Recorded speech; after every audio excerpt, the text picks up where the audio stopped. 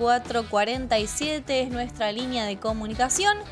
Y siguen, hay que decir, siguen las repercusiones en torno a lo que ha sido, las graves, decíamos hoy, graves omisiones, distorsiones, a la falta de respeto a los hechos de la historia argentina que significó el video difundido oficialmente por el gobierno el 24 de marzo, en el que, también decíamos recién, Agustín Laje se asume como una especie de revelador de una historia oculta, que surge, según dice también, esto es interesante, ahora lo vamos a charlar bien, que surge como una investigación individual, esta cosa, ¿no? De el individuo, un individuo tocado por una varita mágica por encima de la construcción colectiva, por encima de cuestiones que tienen que ver con la academia, que tienen que ver con lo científico, por encima, por sobre las personas que estudian la historia. 40 años de estudio, no sé. Sí, pero es muy de época esto, ¿no? Etcétera. De un empoderamiento del individuo frente a otras cuestiones que tienen que ver con la construcción colectiva.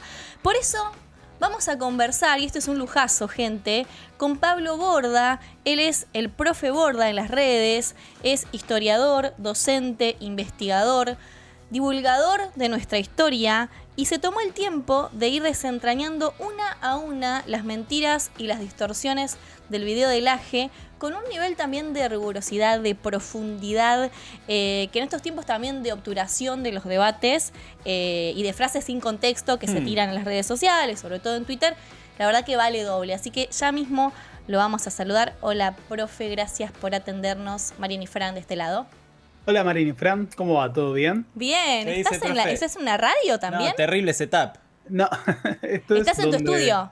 Este es el setup que tengo para trabajar hoy en día, para transmitir, porque nada, mi trabajo como divulgador principalmente lo hago a través de YouTube, bueno, también en las redes sociales, pero básicamente todas las semanas yo hago lo que podemos considerar una transmisión, pero que se parece mucho a una clase en vivo, hablando de algún tema de historia. Sí. Pero bueno, esta semana tuve que a su vez tener que responder a un mensaje nefasto por parte de nuestro propio Estado Nacional, instrumentalizando a un representante de los sectores más reaccionarios de la derecha latinoamericana, con una visión apologista de la dictadura. Así que bueno, el compelido por la coyuntura y por la realidad que nos toca atravesar a tener que discutir estas cuestiones. No, igual también ayer decíamos, cuando hablábamos de tu video, que realmente fue algo en tiempo real, digo, lo hiciste muy rápidamente, ibas reaccionando al video con toda esa data increíble, te tomaste el tiempo, casi una hora dura en YouTube, todo lo que ha sido tu video, desentrañando todas esas omisiones, distorsiones y mentiras, y la verdad que eso en estos tiempos también, ¿no? De poca profundización y demás, vale un montón. Bueno, a mí me pasó que yo en realidad tenía algo que estábamos trabajando para el 24 de marzo vinculado a el vínculo que hubo entre la represión y la política económica aplicada, ¿no? Una discusión que también es interesante para pensar nuestro presente, que la dictadura no solo llevó adelante un plan de exterminio que supuso una represión atroz y que el propio Estado se convierta en terrorista, sino que en el medio se aprovechó la oportunidad para ensayar algunos experimentos de reformas económicas liberales, como las impulsadas por José Alfredo Martínez de Oz. Algo que, bueno, podríamos decir, tiene mucho que ver con algunas de las situaciones que nos toca atravesar. Y yo había dado por terminada mi labor el domingo a la noche, cuando de repente ya se habían pasado las 12, y una compañera de trabajo me dice: Pablo, ¿viste el video que publicó La Casa Rosada con Agustín Laje? Digo, ¿cómo? ¿Qué video? Pum, una semana de laburo intensa de repente. Lo tuve que ver y dije, no puedo dejar pasar esto, voy a tener que responder a esto, porque no puede. Me parece catastrófico que nuestro propio Estado Nacional asuma esto como una política de Estado, porque ya no se convierte en un mensaje suelto protagonizado por el Tata Joffre en 2024, sino que pasa a formar parte de una serie de actos que apuntan a la destrucción de los procesos de memoria, pero también a borrar el trabajo histórico que hemos hecho durante 40 años. Sí. Y no es un detalle menor, aprovecho a mencionar que también se produjo en estos días la destrucción del monumento Osvaldo Bayer en la Patagonia, que conmemoraba a los muertos de la Patagonia rebelde. Fueron brutalmente reprimidos por el Estado Nacional en el marco de las huelgas del principio del siglo XX. Claro. En lo que supone otro crimen por parte de nuestro Estado contra el movimiento obrero, pero también una decisión consciente y activa de atacar nuestro patrimonio histórico y de memoria nacional. Es muy fuerte eso que decís, porque realmente fue una destrucción del monumento, no fue que se sacó para colocar en otro lugar, digo, fue, ves la retroexcavadora y es como una, no sé, un acto muy... Saña pura. Sí, con saña y con crueldad es la destrucción del monumento de Osvaldo Bayer, que sabemos lo que significa también, lo que ha significado él para también sacar a la luz el genocidio de la campaña del desierto, digo, ¿no? Un montón de cuestiones, digo, este gobierno no tiene disimulo, ¿no? Va a fondo con su refundación de la historia de la Argentina. Efectivamente, y creo que todo proceso refundacional que ha emergido a lo largo de la historia, no solo en Argentina, también se propone una reescritura de la historia, porque necesita encontrar en el pasado un justificativo de su accionar en el presente.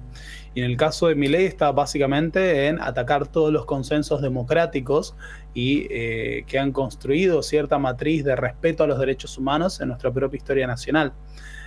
Podríamos decir que claramente hay una relación entre la legitimación de la represión de los años de la dictadura por un régimen que acusaba a su enemigo de ser un enemigo terrorista subversivo, que estaba en todos lados, y un gobierno que hoy en día califica de terroristas a los manifestantes que protestan por causas legítimas, como lo puede ser el catastrófico ajuste que enfrentan los jubilados. Sí, me encanta esto también que haces en tus videos, que es permanentemente poner en diálogo la historia con el presente, que ese es un poco el objetivo, ¿no? De conocer la historia. Ahora nos vamos a meter bien con el video en sí, que creo que ya casi todos acá, o por lo menos gran parte de la Argentina, ha visto o la versión que subiste a las redes tipo a Instagram un poco más reducida, o su versión original de YouTube, que decíamos hoy tiene casi 1 hora. Pero la sensación que dio, y en ese sentido también felicitarte y agradecerte, es que tu video generó inclusive más conversación, ¿no? Que el propio video de Agustín Laje. Sí. O sea que ahí hay algo interesante que pasó en relación a que le salió un poco el tiro por la culata, en ese sentido, al gobierno, ¿no? Porque lo que hiciste fue muy importante para... Bueno, es algo que me han dicho en estas últimas 48 horas, el hecho de que... Yo de hecho, en un momento me planteé no responder y no dejarme llevar por la agenda que intenta establecer el gobierno. De hecho, es algo que yo incluso aliento. Claro. Creo que no hay que dejar que ellos coopten la discusión pública. Y en un momento pensaba, bueno, habré pisado el palito, y creo que ocurrió algo muy interesante, que es que hoy me puse a pensarlo en números. El gobierno en un momento decía, en Twitter ese video fue visto por 10 millones de personas. Y en realidad las reproducciones de Twitter son en realidad una, podríamos decir, una métrica bastante engañosa, porque alcanza con que alguien lo pase en la pantalla de inicio para que se considere una reproducción como tal. Pero además, nada, Twitter es el universo de los bots en este momento, a niveles que son catastróficos. Y hoy, a partir de un amigo que trabaja en la producción de Postdata, un medio del que yo formo parte, y que es un medio cooperativo, me dice, buenas métricas, Pablo, me dice. Y me decía, bueno, el video en YouTube, el largo, el de 1 hora, tenía 125.000 reproducciones, pero el de Instagram tuvo 1,5 millones. Y ese 1,5 millones es un poco más sólido, en el sentido de que representa a seres humanos que el de Twitter, y pensaba en el hecho de que de un lado está el aparato del Estado y del otro hay un profe de historia que quiere problematizar estas cosas. Y sí, creo que se pudo haber generado algo interesante. De hecho, el propio Agustín Laje terminó contestando, dándose por aludido. Sacaron al Gordo Dan y al universo de trolls libertarios de Twitter a responder, a querer retrucar.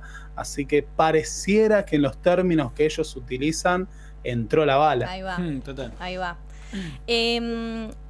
Ahora sí vamos a entrar bien a qué te pasó a vos cuando viste ese video, ¿no? de Agustín Laje, ¿no? Digamos lo correcto, el video institucional que compartió Presidencia de la Nación, Casa Rosada, por el 24 de marzo, ¿Qué puntos fueron los que más, no sé si la palabra es indignaron, enojaron, o sentiste que era verdaderamente una falta de respeto a los hechos de la historia? Porque bueno, vos lo vas desentrañando, es una a una, ¿no? Esas omisiones, esas mentiras, pero si tuvieras que resumirlo ahora, en este momento, después de todo lo que pasó, ¿qué mencionarías? Bueno, si tuviera que hacer un resumen, así, un punteo, uno de los primeros es el concepto de que hubo una guerra, ¿no?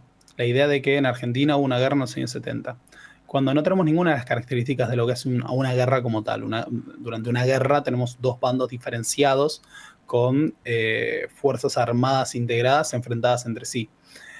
Incluso hay guerras irregulares que alcanzan otra escala. Por ejemplo, Argentina no tuvo el escenario del conflicto armado colombiano, por dar un ejemplo.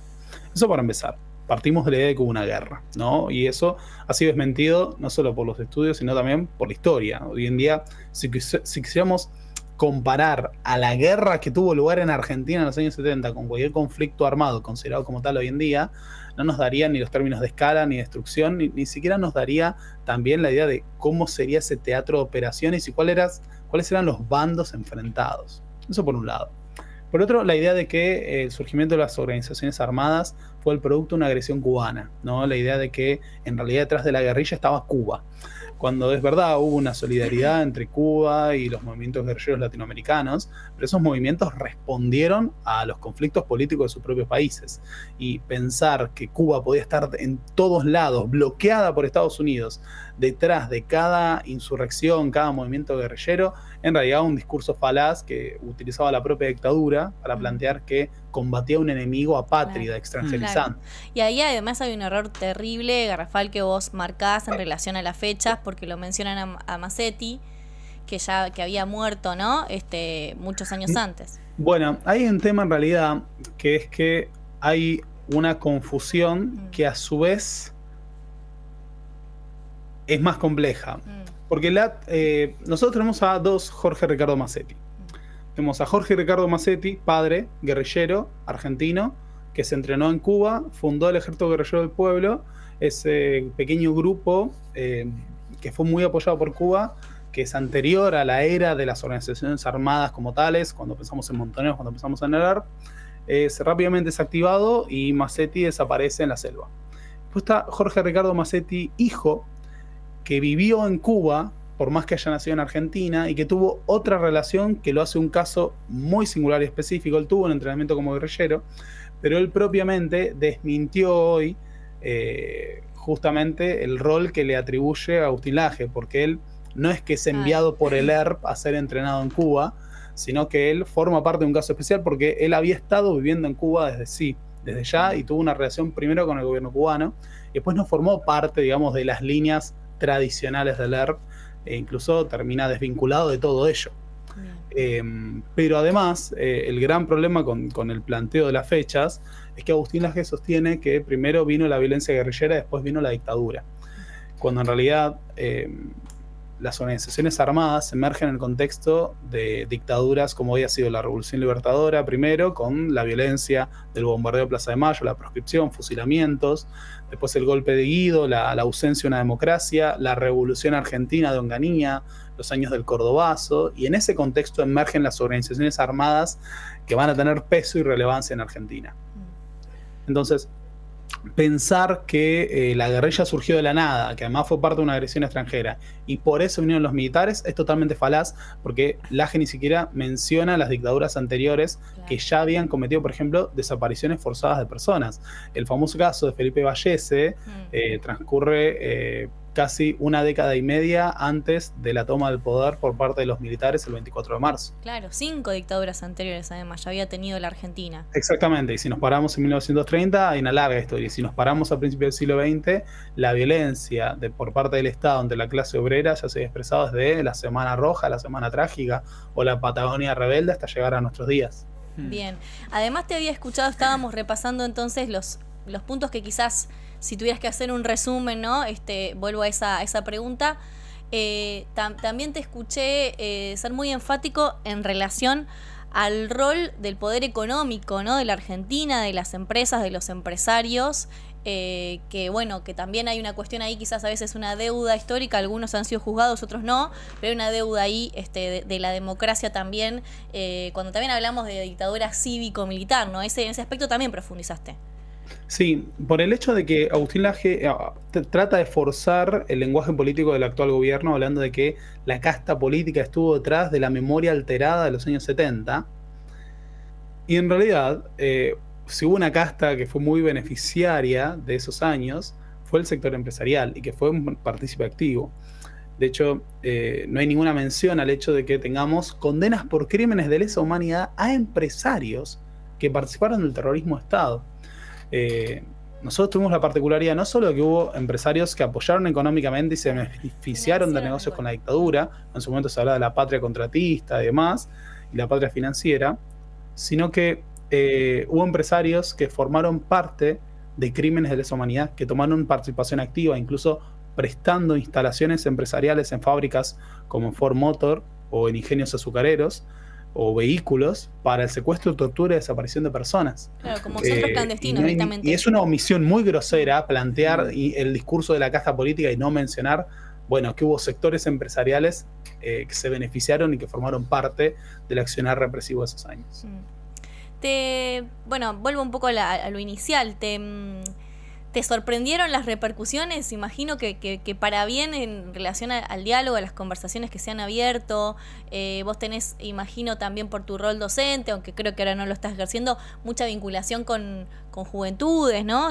Con adolescentes. Digo, ¿qué opinás de esto, ¿no? De profundizar de estos debates? Te lo digo porque es algo que nos preocupa o que siempre mencionamos en relación a la dificultad que hay en estos tiempos para profundizar en un debate, ¿no? Como que todo tiene que entrar en una determinada cantidad de caracteres, tiene que entrar en una determinada cantidad de tiempo, ¿no? El reel de 1 minuto y demás.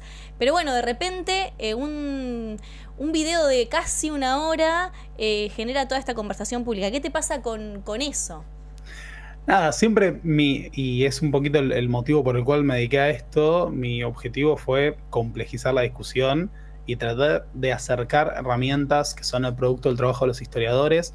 Eso a mí me gusta siempre atribuirme el rol de divulgador, porque yo trabajo mucho a partir del trabajo de otros, y no es porque sea un ladrón o no me considero tal, sino pretendo socializar el conocimiento histórico que generan montones de investigadores, colegas que se han dedicado durante años a estos temas, y que a pesar de que durante años problematizan y analizan estas cuestiones, se tienen que encontrar con una figura como Agustín Laje que viene a plantear que no, en realidad nadie habla de esto, nadie habló nunca, voy a ignorar todo el trabajo que se ha hecho en los últimos 40 años por parte de los historiadores, y yo llegué a estas conclusiones por mis propios medios, ¿no? Como desechando completamente cualquier producción académica, historiográfica de 4 décadas. Entonces, creo que de lo que se trata es también de que todos formemos parte de esa discusión pública y no permitir que sea monopolizada por un par de sectores reaccionarios financiados por fundaciones extranjeras.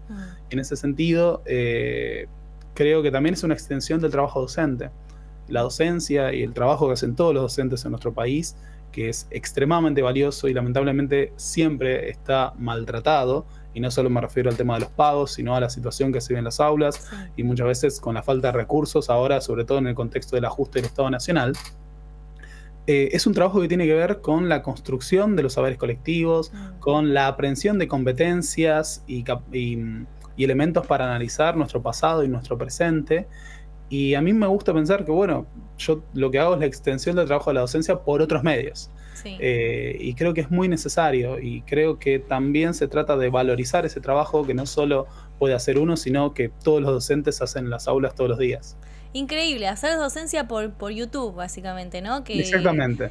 Que quizás, no sé, en algún momento te habrá parecido, bueno, a ver, voy a arrancar con esto, a ver qué pasa, una locura, y de repente, bueno, tenés, no solamente ahora se viralizó y estamos hablando de esto puntualmente por un hecho muy puntual, la coyuntura, estamos en la semana de la memoria, pero además tenés muchísimos videos que también tienen muchísimas visualizaciones, pasaste de YouTube al teatro, también tengo entendido, hablar de historia en el teatro, ¿no? Increíble también. Sí, ahora estamos un poco alejados, pero igual vamos a estar en el Conex haciendo Café Milenio, un programa que hacemos con un amigo en el Conex el 12 de abril. Pero sí, cuando pienso en retrospectiva, uno ha naturalizado algunas cosas, pero no, jamás me imaginé que estaría en este rol. Pero soy muy feliz al respecto. Realmente Qué bueno. soy muy feliz. Y da mucha esperanza verdaderamente eso, ¿no? Que quizás tenemos que ir por esa línea a veces, ¿no? Uno intenta muchas veces contestar en los mismos términos, ¿no? Con los mismos códigos. Y son códigos que muchas veces plantean las derechas, ¿no? Digo, el uso de las redes sociales y demás, lo tienen ellos un poco bastante más aceitado que nosotros, ¿no? Hablábamos una vez de la utilización del meme, de lo que eso significa, ¿no? Comunidad de sentido, bueno.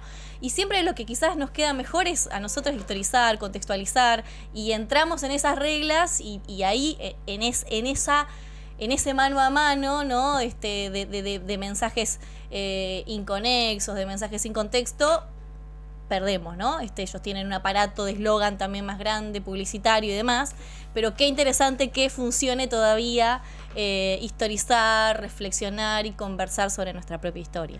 Sí, creo que hay que seguir apuntando a eso. Hay que tratar de ser astutos, de entender las reglas que nos trae este nuevo juego de la discusión pública, pero no perder el centro de discutir las cosas que son realmente importantes, no dejar que nos marquen completamente la agenda. En ese sentido, estoy muy dormido.